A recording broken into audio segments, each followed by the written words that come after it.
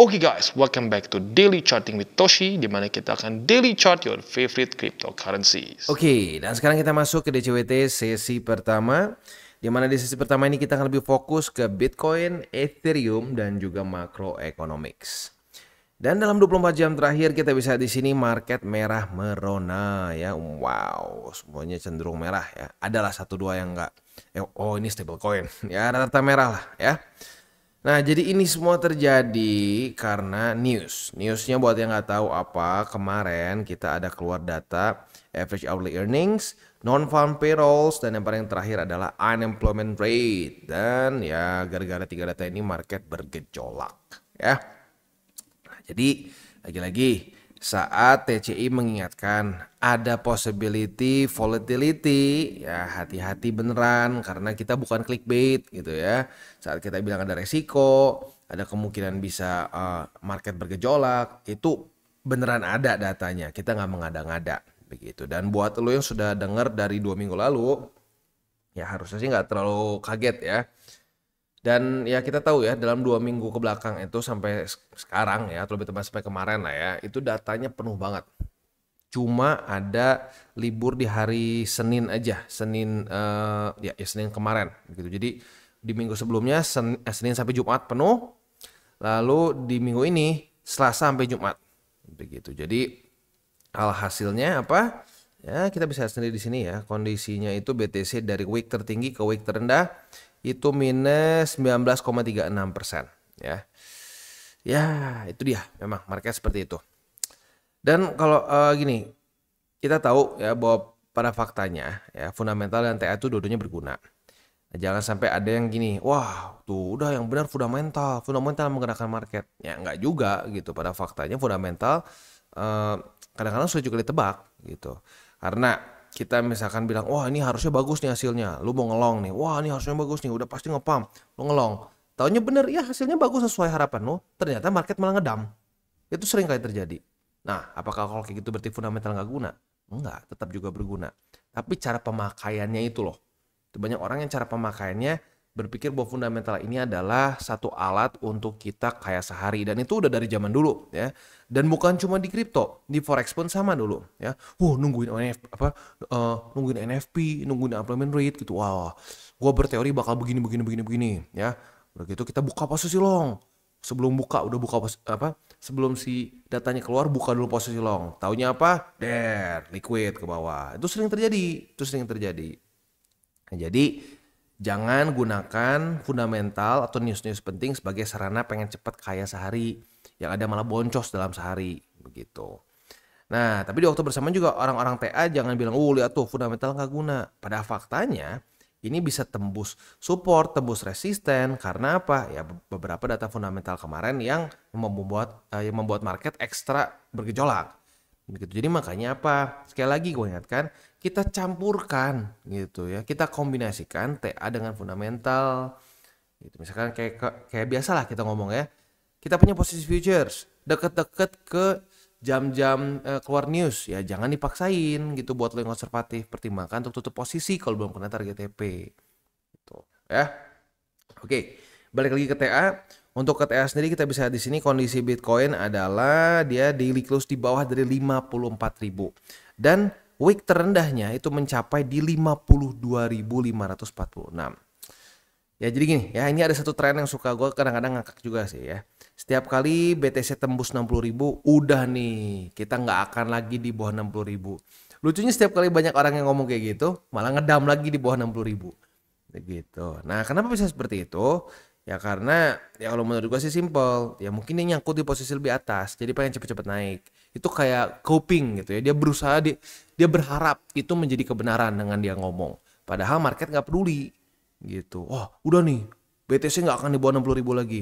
Tada, di bawah lagi 60.000. Bahkan sekarang malah lumayan serem dan mendekati ke 50.000 begitu. Dan kalau mau ngomong secara struktur gitu ya, secara struktur kita bisa di sini di Agustus kemarin, atau lebih tepatnya di Agustus akhir kemarin gitu ya, ya dia udah terjadi lagi ya, pecah lagi struktur gitu kan. Awal di sini ada harapan nih ya, dia membuat suatu higher low. Nah, tetapi di sini masih lower high, minggu depannya lower low lagi, walaupun belum sedalam ini ya. Nah, kita lihat nih minggu ini, kalau sampai minggu ini di bawah lagi weekly closing daripada sini ya, di bawah dari 55.700 ya 700-an, ya berarti jelas trennya kembali benar-benar bearish lagi. Ini hanya fake out begitu. Karena market memang kadang-kadang tuh suka fake out. Dia nggak mau terlalu rapi gitu. Kalau misalkan begini kan rapi banget nih. Ya begini, wah rapih banget gitu, wah kurang asik menurut market. Market tuh pengen bikin orang sangkut-sangkut dulu, begitu dikasih begini, ya, wah kasih wick apa, dikasih wick dikit, weekly close di atas dari BSP sedikit, udahnya apa, hajar lagi, banting lagi. Nah itu ujung-ujungnya akan membuat orang-orang mulai ya capek mental, begitu. Yang setiap kali beli di atas, udah gitu panik ke bawah jual, beli di atas, panik di bawah jual, gitu. Nah nanti orang-orang yang kena berkali-kali fake out ini akan mulai marah nih, akan mulai wah kripto nih semua scam, nggak bener, semua cuma judi. Nah nanti itu adalah ciri-ciri kita mungkin akan mendekati ke bottom sebenarnya. Ya itu salah satu ciri-ciri non TA, non fundamental. Sama seperti di 2022 di sini nih ya. Wah di zaman di sini tuh banyak banget orang udah sakit hati. Karena kenapa? Mereka beli di sini nih, beli di sini, beli di sini, beli di sini ya. Waktu ngedam, lama-lama kesel. Udah kesel, pakai emosi. Udah pakai emosi, ya kerjanya cuma maki-maki. Wah, kripto tuh sampah, nggak berguna. Lihat nih bakal ke nol nih. Ya. Sama kayak gini mungkin ya, kalau lu misalkan udah rugi sama satu hal misalnya. Lu pengen kok bisa hancur tuh semua game gitu kan. Misalnya lu main game nih. Lu main game, ya main game di HP nih. Atau ya di HP siapa lah gitu. Lu kalah terus, lu pasti pengen banting kan. Nah sama. Kayak lu di market, lu kalah, lu pengen market hancur sekalian. Gitu. Nah menurut gua itu bukan cara yang benar untuk kita pengen benar-benar profit. Gitu. Nah penyebab utama kenapa bisa marah seperti itu, ya karena melanggar 3 golden rules menurut gua sih. Simple lagi, muter-muter di situ. Ya, antara pakai uang panas, over leverage, atau berpikirnya jangka pendek. Nah kalau salah satu itu kena, udah pasti kacau trading tuh. Atau investasi itu kacau, bukan cuma di kripto ya. Lu pikir wah kripto terlalu volatile sih, coba kita yang lain yang saham, silahkan cobain. Emang lu pikir saham semua aman gitu, lu beli langsung enak gitu, walaupun kesannya mending saham kecil-kecil naiknya tapi pasti. Oke, bagaimana dengan Topet ya, Goto itu ya, bagaimana dengan Shopee. Nggak usah jauh-jauh kalau mau ngomong yang ini juga yang sampai sekarang masih ada kayak Unilever itu seperti apa gitu. Jadi nggak bisa, itu bukan masalah marketnya salah, itu masalah kitanya sendiri yang salah gitu. Kita harus benerin cara berpikir kita, mindset kita. Karena kalau mindset lu salah, lu bisa kok judi di saham, judi di apapun bisa dijudiin gitu ya. Tapi kalau mindset lu udah investasi, ya lu di kripto di mana juga bisa profit gitu ya. Oke, nah selanjutnya kita akan geser dulu ke news. Ini gue juga lumayan kaget ya. Ternyata si CZ ini sekarang baru saja di ban for life untuk managing exchangers. Ini gue baru lihat 1-2 aja sih kayak gini nih. Jadi nggak tahu nih, mungkin kita tunggu beberapa hari lagi nih benar atau enggak newsnya. Tapi yang pasti sih ini gue bingung ya. Ini kan dia di US permasalahannya. Kenapa dia bisa di ban for life-nya untuk seluruh dunia atau gimana ya? Nggak ngerti dah ya. Nah mungkin jangan-jangan cuma di US. Soalnya kalau mau ngomongin aneh ya kayak kemarin tuh Mark Karpeles yaitu CEO, mantan CEO dari bukan Mountain Gox, dari Mount Gox ya, dari Mount Gox bikin exchanger baru lagi. Gitu, masa si Karpeles bisa buka exchanger baru, CZ nggak bisa itu, atau nggak bisa manage lagi exchanger. That's quite weird gitu ya. Ya mungkin cuma di US ya. Tapi for now it's quite weird jujurnya ya. Oke. Next kita lihat apa lagi nih ya. Oh, indeks dolar. Indeks dolar kemarin itu rally ya. Indeks dolar kemarin rally. Itu bukan kemarin, lebih tepatnya mungkin ya. Hari ini ternyata ya. Hari ini lumayan rally. Tetapi ya minimal bertahan di atas dari 101,027 sih sebenarnya ya. Nah, tapi ya seperti pembahasan gua kemarin, MA20 nih belum kena aja udah turun nih. Kita bisa lihat di sini secara TA ya. Nah, jadi ya tinggal kita lihat lagi apakah dia akan kembali dihajar oleh Mike Tyson atau enggak nih ya. Buat yang nggak tahu Mike Tyson itu maksudnya MA20 ya, karena kita kasih nickname MA20 ini sebagai si tukang pukul ya. Bitcoin dominance mulai koreksi dan sekarang sepertinya akan mungkin ke MA50 nih ya. Nah, jadi tinggal kita lihat dalam beberapa hari ke depan apakah dia akan mantul di 50 atau lanjut lagi turun ke bawah ya. Tetapi gue sangat sarankan untuk jangan sampai gini. Soalnya ada beberapa yang ngebahasnya gini nih. Lihat nih udah turun nih. Udah nih altcoin season. Aduh, altcoin season. Coba kita lihat ya. Dari 2000 berapa nih? Dari 2023 nih ya. Lu lihat sendiri altcoin season gimana gitu loh. Ini signifikan Bitcoin mendominasi terus mendominasi. Bahkan lebih gila dibandingkan dengan cycle sebelumnya. Cycle sebelumnya pernah lah ada masa-masa di mana jebol dulu nih mini mini altcoin season gitu. Di sini nggak ada gitu ya, hajar aja terus. Kalau mau dibilang ada tembus dikit MA 200 nggak ada, tapi cuma berapa lama nih? Dat, cuma berapa hari? Ya paling seminggu 2 minggu. Udah gitu udah hajar lagi naik ke atas. Nah jadi hati-hati gitu, jangan sampai mau kemakan lagi dengan orang teriak-teriak altcoin season gitu ya. Karena gue lihat makin banyak yang curhat lagi nih ya, curhat ngomongin soal, aduh bang gimana bang nih altcoin masih bisa ada harapan nggak, ya selama belum ada liquidity-nya jangan terlalu banyak berharap, kalau gue sih gitu aja ya. Nah, liquidity itu datang dari mana? Liquidity itu datang dari balance sheet yang mulai naik dan interest rate yang mulai bukan mulai, tapi harus sudah turun di bawah.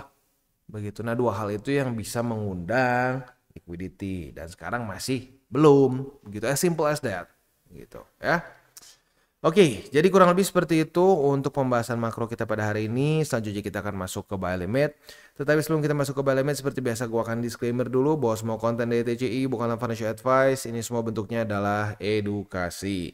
Lalu bagaimana cara untuk mendukung TCI? Ada banyak caranya. Lu bisa like our video, bisa share our video, atau juga bisa menggunakan link referral kita di bawah. Oke, today's video is brought to you by Maxi. Dan seperti yang kita bisa lihat di sini, Maxi sedang ada kerjasama dengan TCI, di mana kita ada deposit and trade campaign dengan price pool yang nggak main-main sebesar 20.000 USDT ya. Ini eksklusif deposit campaign itu untuk TCI aja. Jadi buat lu yang pengen ikutan bisa menggunakan link referral kita di bawah. Ini berlangsung sampai tanggal 20 September. Jadi masih ada waktu yang cukup panjang ya. Tapi buat lo yang pengen ikutan silakan, karena ini adalah first come first serve. Kalau sudah price poolnya habis ya sudah, berarti beres ya. Oke, nah selanjutnya selain itu juga tentunya di Maxi kita bisa trade spot, futures, dan seterusnya. Dan seperti yang kita tahu, Maxi ini adalah salah satu tier 1 exchanger yang secara fee-nya itu salah satu yang paling murah. Begitu. Jadi buat lo yang mungkin komplain terus nih, aduh bang, fee mahal bang. Nah, boleh pertimbangkan untuk menggunakan Maxi. Dan juga Maxi ini masih salah satu cryptocurrency exchanger yang masih non KYC. Jadi buat lo yang mungkin merasa terbebani untuk KYC, nah lo bisa pakai Maxi karena Maxi tidak mengharuskan KYC, begitu ya. Dan tentunya banyak lagi hal yang kita bisa lakukan di sini, seperti ada sign up bonus yang kita bisa claim up to 1000 USDT, dan juga ada Kickstarter, di mana Kickstarter ini sangat berguna bagi lo para holder MX token. Lo basically bisa ikut seperti launch pool yang kita tinggal lock saja si MX tokennya ya. Jadi kurang lebih seperti itu. Buat lo yang belum menggunakan Maxi, silahkan bisa pertimbangkan untuk menggunakan link referral kita di bawah. Dan yang pertama kita masuk dulu ke Bitcoin. Untuk posisi futuresnya nggak ada setup ya, karena kemarin langsung jebol dari 54.000. Mungkin kita bisa tunggu sampai besok pagi jam 7. Kalau daily close dari Bitcoin itu masih di bawah dari 54.000, nah kita bisa pertimbangkan untuk limit posisi short. Tapi kita tunggu besok ya, daily close-nya di bawah atau enggak. Kalau di bawah ada potensi untuk setup, tapi kalau dia reclaim ya berarti enggak ya. Oke, posisi spot di angka 52.297 dan 50.750 dan di 47.000 pas deh, kita bulatkan ke bawah ya. Itu kurang lebih untuk posisi spot dan futures di Bitcoin. Next kita masuk ke Ethereum. Untuk Ethereum dia posisi apa nih ya? Oh, oke. Posisi long nih. Kemarin posisi longnya kalau lu tutup sebelum jam-jam penting nih ya. Itu kan jam-jam penting mulai keluar jam berapa sih kemarin tuh? Coba kita cek. Oh, jam 7:30 ya.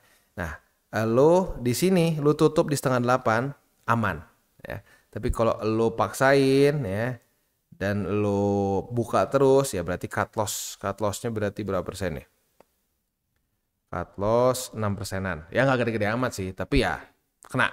Begitu. Nah, jadi ini pentingnya ya buat lu yang konservatif terutama Kalau udah deket data-data penting, pertimbangkan untuk tutup posisi. Karena lu bisa lihat sendiri di sini. Literally si apa namanya volatility-nya terjadi saat apa ya, saat data keluar gitu. Ini kan udah GMT+7 nih. GMT+7 ini jam 7 masih lumayan ada rally, langsung setelah keluar data boom turun ke bawah begitu. Jadi ya itu pentingnya kita bisa ngerti fundamental dan juga ngerti teknikal ya. Oke, untuk posisi futures berarti belum ada setup ya, atau sebenarnya bisa sih ya. Kalau hari ini terjadi retest kedua di 2177. Terjadi retest kedua, kita bisa buka posisi long. Target TP ya for now sih di 2363 begitu ya. Untuk posisi spot ada di 2177, 2123 dan di 1932 ya. Nah, jadi ya ini reminder lagi, jangan sampai kemakan dengan kata-kata ya, ini kata-kata klasik sih sebenarnya ya. Kayak dulu di sini ya, udah BTC nggak akan pernah lagi di bawah 3000 ya. Jadi kayak ada kebiasaan nih, setiap kali BTC atau sebenarnya altcoin siapapun juga sih ya, udah nembus satu resistannya dianggap kuat, nanti akan orang ada yang bilang, udah ini nggak akan pernah lagi di bawah sini ya. Kalau menurut gua itu sebenarnya adalah suatu coping mechanism begitu ya, seperti yang gua tadi katakan di depan. Jadi dia berharap nggak turun di bawah situ lagi, tapi dia berkata-katanya ini pasti tidak akan pernah begini. Nah permasalahannya bagi orang newbie yang nggak ngerti, berpikir bahwa oke, itu bener tuh, nggak akan di bawah lagi. Udahnya apa yang terjadi? Orang all in. Nah itu penyakit itu tuh ya. Karena kalau nanti disuruh pertanggungjawabannya ya dibilang, oh enggak, gue cuma ngomong aja gitu, nggak akan di bawah 60.000 lagi, tapi sekarang jebol, ya udah berarti analisa gue salah gitu. Tapi permasalahannya cara pembuatan kalimatnya itu yang tidak tepat gitu ya. Orang-orang tuh terlalu sering deterministik. Orang-orang terlalu sering bilang tidak akan pernah begini, tidak akan pernah begitu, atau kebalikannya, pasti akan new all time high, pasti akan ke 100.000 setelah halving, pasti. Ujung-ujungnya apa? Ya seperti yang gue bilang, market tuh paling suka menghajar orang-orang yang overconfident. Begitu ya. Orang-orang yang bilang, udah lu gak ikutin gua tuh bodoh, lu gak ikutin gua tolol. Ujung-ujungnya ya, yang jadi tolol siapa gitu. Nah itu gitu. Jadi kita sebagai seorang investor, sebagai orang trader, sebagai seorang trader bener ya, lu harus ngapain? Tugas utama lu tuh simple banget. Tugas utama lu adalah jangan rugi dulu, jaga resiko. Udah, nggak usah mikirin profit, jaga resiko dulu. Ya, udah bisa jaga resiko, lu nggak minus, pelan-pelan mulai profit, begitu. Jadi profitnya ngikutin lu. Tapi kalau lu dari awal mikirnya, oh gue pengen profit sekian sehari nih, kalau nggak kena, wah pokoknya target gue harus segini. Silahkan cobain, ya. Sok lu targetin berapa sehari, harus 1% atau 0,5% ya. Tapi harus, ujung-ujungnya apa? Rugi lagi, begitu. Karena lu melanggar apa? Lu melanggar aturan ketiga dari Golden Rule. Apa, berpikirlah jangka panjang. Itu jangan berpikir, wah, gua harus 5 menit ke depan profit berapa persen gitu. Wah, nggak bisa gitu. Makin pendek time frame lu, makin sering lose, makin sering loss gitu ya. Jadi ya lagi-lagi punya mindset yang tepat, belajar TA fundamental. Gitu itu si urutannya ya. Mindset, TA, fundamental. Sisanya kalau mau belajar lagi on chain. Begitu. Ya. Dan jangan yang ribet-ribet. Ya udah, berapa orang kemarin juga komen, bener bang, gue juga sama dulu ribet. Sama, gue juga ribet dulu TA-nya ya. Ini penuh semua dari atas sampai bawah nih ya. Isinya ada RSI, MACD semua. Wah, filternya banyak banget, indikatornya banyak banget, sampai kadang-kadang ngeliat harga berapa sih, pusing ya. Ujungnya apa? Ya profitnya nggak signifikan gitu. Tapi dengan TA simple, tapi SOP-nya benar-benar ketat, ya ujung-ujungnya apa? Lebih profit. Dan tetap, kalau kamu dibilang yang paling besarnya apa, selain dari ya jangan pakai uang panas dan jangan over leverage, adalah ya gue mikirnya nggak cuma sehari pengen berapa persen, begitu. Kita mikirnya satu business cycle. Itu menurut gue yang paling efektif, at least for me ya. Gue ngerasa itu paling efektif. Nah tapi kalau lo udah mikirnya ya gitu ya, sebulan 2 bulan beli Lambo, yang ada malah boncos begitu ya. Oke, kita tutup dengan 3 data, bukan tiga data penting, tapi 3 golden rules ya. Jangan pegang panas, jangan over leverage, dan berpikirlah jangka panjang. Oke guys, jadi itu adalah akhir dari segmen DCWT kita pada hari ini. Dan jangan lupa bagi kalian yang merasakan manfaat dari segmen ini, jangan lupa untuk share ke teman-teman kalian. Dan apabila lu pengen mensupport channel kita, ya TCI, jangan lupa untuk menggunakan link referral kita di bawah. Nggak wajib, ya, tetapi apabila lu menggunakan link referral kita di bawah, ada macam-macam, ya, dari Bybit, Huobi, Maxi, toko kripto, dan banyak lagi, ya. Ya, walaupun nggak wajib, tapi kalau menggunakan link referral kita, lu secara langsung membantu perkembangan dari TCI. Dan satu lagi, jangan lupa juga untuk join Telegram group kita, di mana kita bisa ngobrol-ngobrol santai mengenai dunia cryptocurrency secara dua arah. So, jangan lupa untuk like, subscribe, click the bell icon, and see you on the next video.